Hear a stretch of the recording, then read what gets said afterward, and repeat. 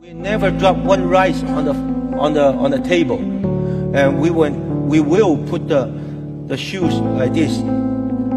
Whenever I go back my home, I see my son's shoes, one like this, one like this, one socks, not the socks.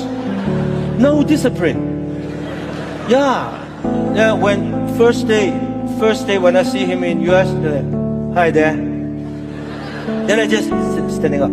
Because we learn this kind of very traditional, when we see old people, elderly like this, we're helping people. When he do this, yeah. Don't move, talk to me. They don't know how to talk. Yeah.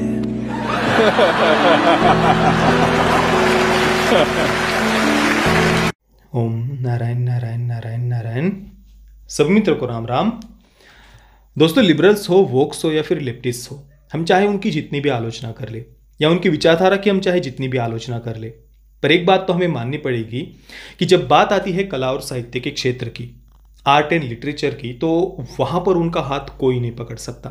विशेषतः जब हम फिल्मों की बात करते हैं तो वहां पर जितने स्मार्टली, जितनी बुद्धिमत्ता के साथ में वे अपने एजेंडा को पुश करते हैं, अपने टॉक्सिक से टॉक्सिक थॉट्स को भी जितना स्मार्टली, जितने बुद्धिमत्ता के साथ में वे दर्शकों के मन में डालते हैं, जिस प्रकार से वे दर्शकों को मैनिपुलेट करते हैं, उसमें उनका हाथ कोई नहीं पकड़ सकता। दूसरी तरफ आप राष्ट्रवादी फिल्म मेकर्स को देख लीजिए। मतलब इक्का दुक्का एक्सेप्शंस को अगर हम छोड़ दें तो ज़्यादातर जो राष्ट्रवादी फिल्म मेकर्स हैं, उनका कंटेंट अगर आप देखेंगे तो वो बहुत ही ज़्यादा डम और लेजी हमें दिखाई देता है। और इस पर हम तो भाई हम हमारे चैनल पर पिछले 4-5 वर्षों से लगातार बात कर रहे हैं कि राष्ट्रवादी फिल्म मेकर्स इतने डम और लेजी क्यों होते हैं। मैं सबकी बात नहीं कर रहा, पर इक्का दुक्का एक्सेप्शंस को छोड़कर ज़्यादातर की हम बात कर रहे हैं।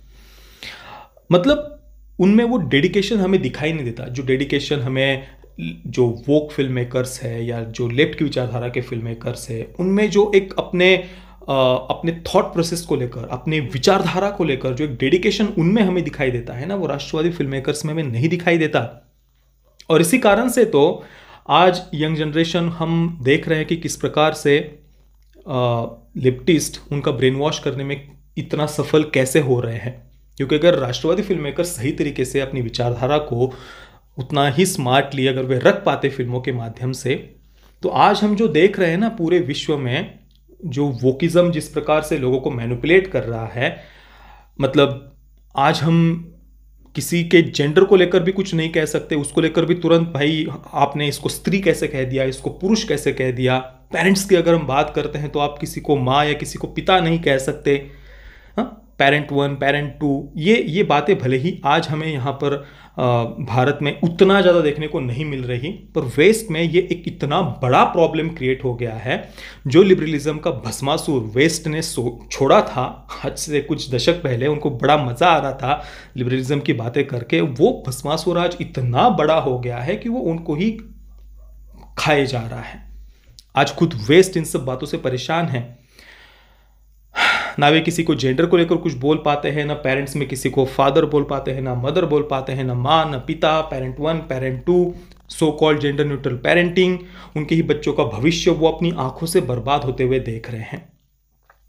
और आप इसको लेकर काफ़ी सारे वेस्ट के ही कई सारे बुद्धिजीवियों के उनके इस पर कई सारे वीडियोस वगैरह आप यूट्यूब पर देख सकते हैं। Perché la famiglia è un nemico?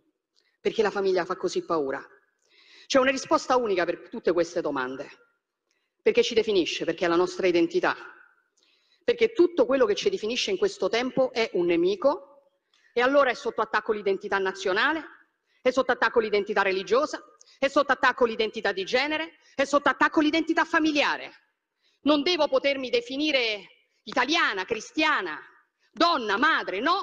Io devo essere cittadino X, genere X, genitore 1, genitore 2, devo essere un numero. Questo piaccia o no, ha del sacro. Lo difenderemo Dio, la patria e la famiglia, che fanno tanto schifo a qualcuno. Lo faremo per difendere la nostra libertà. Quel tempo è arrivato, signori. Siamo pronti. Grazie.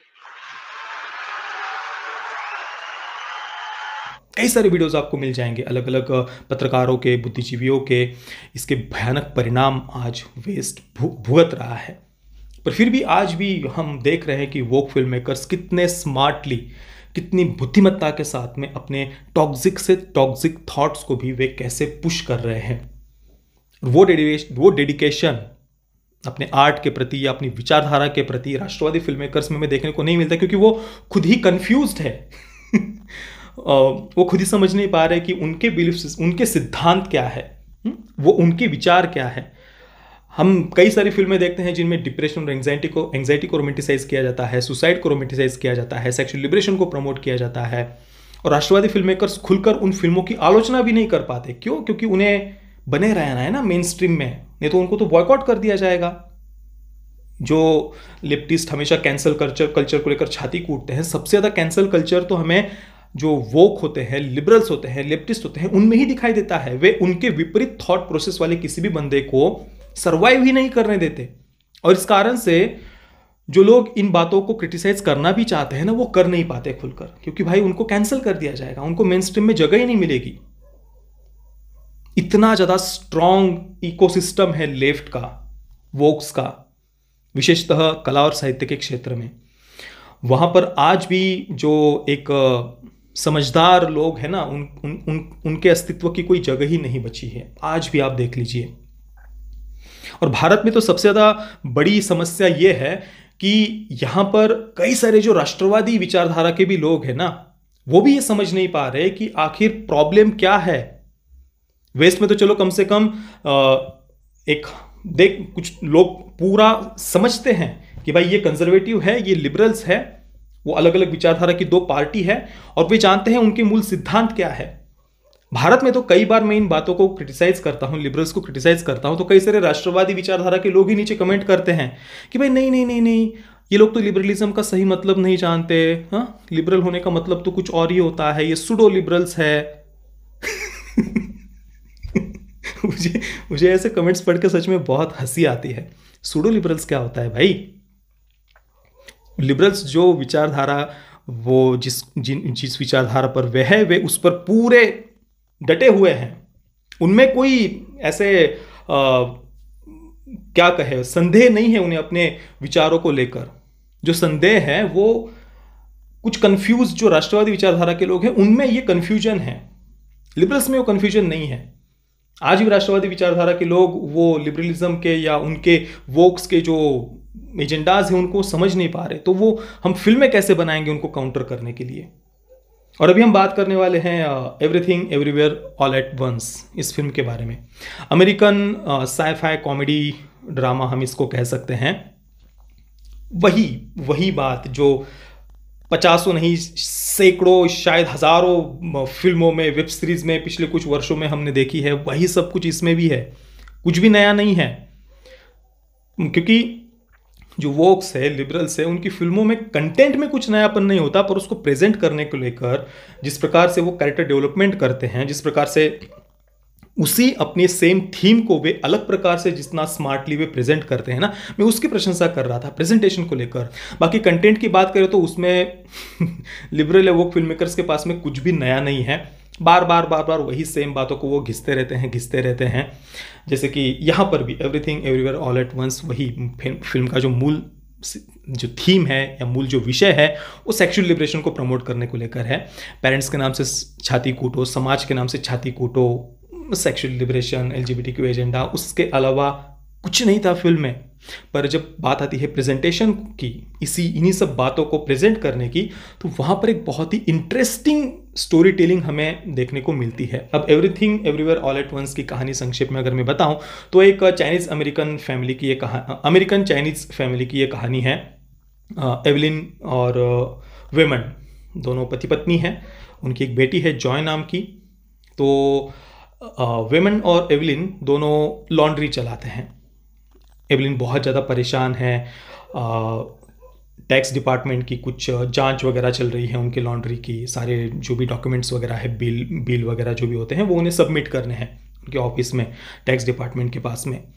पति है वो अपनी पत्नी को divorce paper उसके सामने लेकर के रखे हुए हैं, वो डिवोर्स की बात उनकी चल रही है।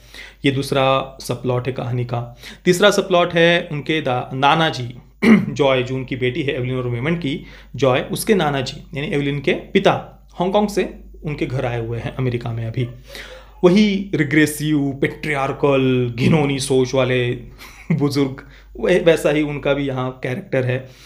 और ये तीसरा सबप्लॉट था। और चौथा सबप्लॉट है जॉय को लेकर, जो सेक्सुअल लिबरेशन चाहती है। समाज, पेरेंट्स, बुजुर्ग उसको जज कर रहे हैं और वो सेक्सुअल लिबरेशन चाहती है, फ्रीडम चाहती है। वही बातें जो हज़ारों बार देख चुके हैं हम।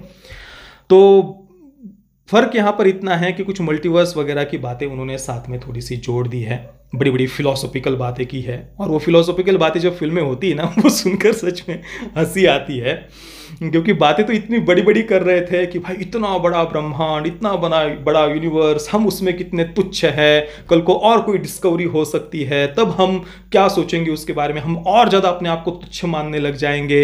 एक समय तो ऐसा था जब पृथ्वी सूर्य की प्रदक्षिणा करती है, ये जब बताया गया तो उस कारण से लोगों को मारा जा रहा था। तो वहां से हम आज यहां तक पहुंच गए हैं। हो सकता है कि कल और कोई बड़ी डिस्कवरी हो जाए, इतना बड़ा यूनिवर्स है, ब्रह्मांड है, हम उसमें कितने तुच्छ है। और ये जो जितनी भी बड़ी बड़ी सो कॉल्ड फिलोसॉफी की बातें की जा रही थी, वो सब इसलिए कहा कि बस उनको सेक्सुअल लिबरेशन को प्रमोट करना था। तो ये जो एवलिन और वेमंड है वो टैक्स डिपार्टमेंट में जाते हैं, वहाँ पर बैठे हुए हैं। अचानक से वेमंड के अंदर जो एक अलग यूनिवर्स से, एक अल्फा यूनिवर्स उसको नाम दिया गया है, तो अल्फा वेमंड इस यूनिवर्स के वेमंड के शरीर में आता है और वो एवलिन को ये बताता है ऐसा ऐसा मल्टीवर्स है, एक वर्स से दूसरे वर्स में हम जंप कर सकते हैं। और इस मल्टीवर्स को एक जोबू टुपाकी नाम का एक कैरेक्टर है, जो जॉय का अल्फा वर्स मल्टीवर्स का एक रूप है, हम कह सकते हैं जोबू टुपाकी, वो इस मल्टीवर्स को नष्ट करना चाहती है, ऐसा वेमंड बताता है। बाद में जाकर पता चलता है कि जो जॉय का मल्टीवर्स का जो वर्जन है, जिसे जोबू टुपाकी कहा गया है, वो मल्टीवर्स को नष्ट नहीं करना चाहती। उसने जो एक ब्लैक होल क्रिएट किया है, जिसे बेगल कहा गया है, ब्लैक होल, तो वो उसने इसलिए क्रिएट किया है क्योंकि वो खुद को नष्ट करना चाहती है। तो उस ब्लैक होल के माध्यम से सुसाइड को रोमांटिसाइज किया है कि भाई पेरेंट्स, समाज ये हमें एक्सेप्ट नहीं करते, तो डिप्रेशन, एंजाइटी और सुसाइड को रोमांटिसाइज करना है।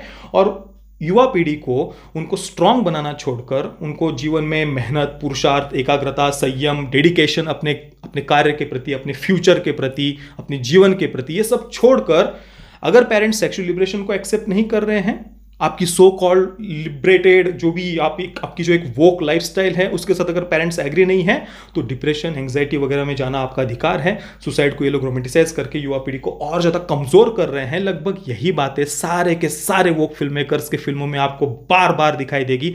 वही यहाँ पर भी है, कुछ नयापन नहीं। उस जॉय नाम की जो बच्ची है वो ब्लैक होल के माध्यम से खुद को नष्ट करने वाली है, सुसाइड को उसके माध्यम से रोमांटिसाइज किया है। और एंडिंग में जाकर फिर इतना जो कुछ इमोशनल ब्लैकमेल ये फिल्म पेरेंट्स को, ऑडियंस को करती है, फिर एंडिंग में जाकर खुद ही विक्टिम कार्ड भी खेल रहा है जॉय का कैरेक्टर। मतलब इस प्रकार से उसे लिखा गया है, फिल्म मेकर ने ऐसा लिखा है उसे, वो विक्टिम कार्ड खेल रहा है एंडिंग में। इतना सब कुछ 2 घंटे, 2.25 घंटे तक उन्होंने इमोशनल ब्लैकमेल किया और एंडिंग में जाकर जॉय का कैरेक्टर कहता है कि नहीं नहीं, मैं तो किसी को हर्ट नहीं करना चाहती, चलो चलो हम अपना अलग अलग रास्ता ले लेते हैं। और फिर वो अपने पेरेंट्स को छोड़कर जा रही है। मतलब इमोशनल ब्लैकमेल भी कर लिया और फिर अभी हमें विक्टिम कार्ड भी खेलना है। तो सारे के सारे दरिंदे, मॉन्स्टर्स, घिनौने तो पेरेंट्स और बुजुर्ग और समाज ही होता है। हमें तो सेक्सुअल लिबरेशन चाहिए। पेरेंट्स ने भले ही अपना पूरा जीवन खून पसीना बहाकर वो लॉन्ड्री चलाई हो, मेहनत कर रहे हो, वो तो घिनौने होते हैं, तुच्छ होते हैं। हमें तो भाई वोक लाइफस्टाइल, लिबरेटेड लाइफस्टाइल जीनी है। सेक्सुअल लिबरेशन चाहिए हमको। हमें तो जिसके साथ चाहिए उसके साथ सोने का अधिकार चाहिए। हाँ, तुम लोग कौन होते हो हमें जज करने वाले। फिर इमोशनल ब्लैकमेल वगैरह करके एंडिंग में विक्टिम कार्ड खेला और फिर एंडिंग में सब एक साथ आ जाते हैं। Wow, happy ending. ये थी कुल मिलाकर everything everywhere all at once film. कुल मिलाकर एक बात की तो प्रशंसा करनी होगी कि भले ही वही घिसी-पिटी बातें लिबरल्स भी बार बार दिखाते रहते हैं, पर स्टोरी टेलिंग में उनकी बुद्धिमत्ता देखिए, कितने स्मार्टली अपने विचारों को वे रखते हैं। इस बात के लिए तो उनकी प्रशंसा करनी होगी। मैंने पढ़ा कि पहले ये स्क्रिप्ट जैकी चैन को ध्यान में रखकर लिखी गई थी, पर बाद में शायद ये वाहियात कहानी सुनने के बाद जैकी चैन ने मना कर दिया होगा, तो वो बात कुछ बन नहीं पाई। देखिए दोस्तों, इस विषय पर जब भी कोई सी फिल्म का हम रिव्यू करते हैं तो जो बात मैं हमेशा कहता हूँ वही बात मैं यहाँ पर फिर से एक बार कहना चाहूँगा वीडियो के अंत में, कि देखिए जिसको जिसके साथ सोना है, जो जीवन में करना है भाई, उसको पूरा अधिकार है, वो कर सकता है। कोई अपने जीवन को नीचे लेकर के जाना चाहता है या ऊपर लेकर के जाना चाहता है, ये उसके हाथ में है। तो वो अपने लाइफ के साथ क्या कर रहा है, क्या नहीं कर रहा है, ये उसका प्रश्न है। पर कम से कम हम नई जनरेशन के सामने किन बातों को प्रमोट कर रहे हैं, क्या कर रहे हैं, इसका तो हमें कम से कम ध्यान रखना चाहिए। जो बच्चे हैं, नई जनरेशन है, उन्हें हमें उनके जीवन में कम से कम उनका जो जीवन का बचपन का समय है उसको, उस बेस को स्ट्रॉन्ग करने पर ध्यान देना चाहिए। जीवन में संयम हो, सदाचार हो, वो चारित्रवान हो, अपने जीवन को, अपने फ्यूचर को लेकर वो फोकस्ड हो, उनके जीवन में कुछ डेडिकेशन हो, मेहनती हो, पुरुषार्थी हो। ये बातें हमें उन्हें देनी है। समाज, सिस्टम, पेरेंट्स, बुजुर्ग, इनके नाम से छाती कूटना सिखाकर आप इस नई जनरेशन का क्या भला करना चाहते हैं, इससे कौन सी एक बात है जो उनका भला करेगी, कोई बता दे। मतलब इससे उनको बस इंद्रिय सुख के पीछे इंद्रिय लंपट बनाकर वासना की खाई में जो धकेला जा रहा है, इससे आप क्या अचीव करने वाले हैं? कुछ नहीं। देखिए, सेक्स जीवन का बस एक हिस्सा है, उसको वही पूरा जीवन नहीं है। आप लिबरल्स और वोक्स की फिल्में देखेंगे तो सारे बस उनकी जो पूरा विषय है वो बस सेक्स के इर्द गिर्द ही घूमता है। जीवन में मेहनती बनना, पुरुषार्थी बनना, अपने फ्यूचर को लेकर फोकस्ड रहना, अपने जीवन में ये बातें सबसे ज़्यादा महत्वपूर्ण होती हैं कि जिन्होंने हमें यहाँ तक पहुँचाया है। हम उन बुज़ुर्गों का, हम उस समाज का भी हम धन्यवाद करें। उनके प्रति भी अब हमारे मन में कुछ कृतज्ञता हो। हम कृतज्ञ नहीं होने चाहिए। सब कुछ तो लगभग बोल ही दिया मैंने फिल्म के बारे में। रेटिंग देखिए, बस स्टोरी टेलिंग के पर्सपेक्टिव से अगर देखें तो हाँ, इंटरेस्टिंग था। 7 आउट ऑफ 10 स्टार्स में दूंगा। पेरेंटल गाइडेंस की बात करें तो भाई, परिवार के साथ देखने जैसे तो ये चीज़ बिल्कुल भी नहीं है। पहली बात तो फिल्म की थीम ही अडल्ट है। दूसरी बात, फिल्म में बहुत ज़्यादा वल्गर ऐसे कुछ सीन्स थे जो एक वर्ष से दूसरे वर्ष में जंप करने के लिए कुछ जगहों पर, वो क्या कहूँ अब मैं, वो गुदास्थान में कुछ ऐसे घुसाने को लेकर, वो बाप रे, छोड़िए, उसको ब्लर किया हुआ था फिल्म में, पर वाहियात था वो सब कुछ, बिल्कुल वाहियात था। उस पर तो मतलब सीरियसली हंसना था उस पर। सेंसर बोर्ड ने ए रेटिंग दी हुई है फिल्म को। बाकी आपने अगर देखा फिल्म को तो आपका भी कुछ एक्सपीरियंस कैसा रहा, मुझे आप नीचे कमेंट में अवश्य बताना। ये वीडियो देखने के लिए आप सभी मित्रों का बहुत बहुत धन्यवाद। जय श्री राम, वंदे मातरम।